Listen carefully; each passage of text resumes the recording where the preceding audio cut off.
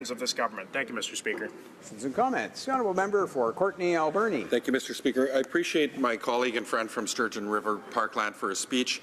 He talked a lot about responsible economic development, and you know, when I think about oil and the oil sector, because he spoke a lot about oil, I look to Norway, where they have $1 trillion in their prosperity fund. In fact, they're earning about $50 billion a year on interest alone, whereas Alberta has $11 billion put away.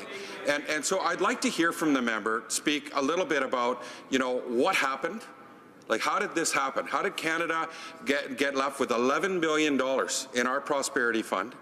And Norway has $1 billion earning, $1 trillion earning $50 billion a year in interest, where they're investing in countries like Guyana on low-carbon strategy, doing good work around the world, making investments that are necessary to tackle climate change, focused on transition, where they're investing in renewable energy. I'd like to hear from the member speak about the pathway forward, about how we can be more responsible like our Norwegian friends.